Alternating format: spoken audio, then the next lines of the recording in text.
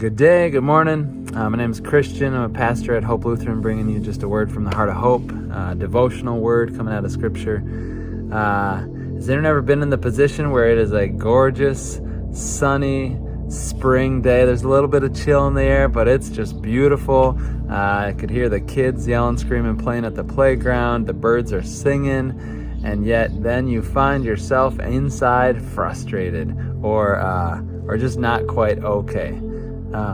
I have trouble sometimes dealing with myself, which is funny. I find a little bit of a war within, and I don't think that's primarily just because my life is unimportant. I think it's actually the opposite.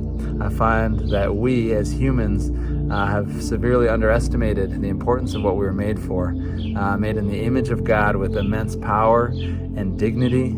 And there's importance to our actions. We are actually meant to be forever creatures, even though the mundaneness of life or some of the selfishness of our desires sometimes can trick us and make us forget that.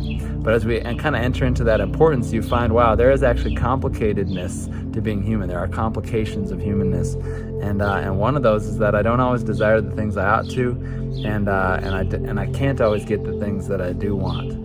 I find today particularly I have work to do. Like a lot of us, it's a Friday. There's things to be done. There's obligations to fulfill, both with family, with work, with school, whatever it is. And today in particular, I just had a little bit of that trapped feeling, a feeling of like, these obligations, And I actually paused at one point because I needed to start to get into work on some things, but I was not finding the ability within me to do that without sort of a disgruntledness and a discontent, thinking, well, I should be able to do something else.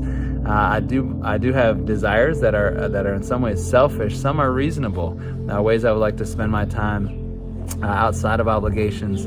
And yet, within the discontent and some of the panic that comes with that, thinking I need to satisfy my needs and actually put myself first in order to do that, there is a sinfulness that lives. And there's even a sin that lives within many of the desires themselves, some of the selfish desires. And so, without knowing what to do, I just paused, not because your pastor is so holy, but just because I didn't know what else to do. I got down on the floor, face down on the carpet, and I just paused to ask for help. Which is unusual for me. I'm a little bit willful or stubborn sometimes. I paused to ask for help, and I put a song on that's been hitting lately. It's called Echo by Red Rocks Worship. And the chorus goes something like this. It says, "A million angels fall, face down on the floor, forever echo, holy is the Lord." So you got a million angels with all the power and glory that they have. I mean, we would love any of us to encounter an angel or to be aware of what the angels are up to. And yet their primary delight is to fall face down and just echo, yell out together, "Holy, holy, holy is the Lord." They love to just worship. And I wonder if we're different. I think about us, and as I read the Bible, I don't actually see a separate purpose for us. The angels serve us in some ways for God's sake, but it's so that we can step into our own foreverness, what we were made for, which is actually worship. We're made to have knowledge of God, to grow in His grace, and to worship Him with our whole lives. And so here I am face down on the carpet, just asking for help to even do the most basic thing, which is worship.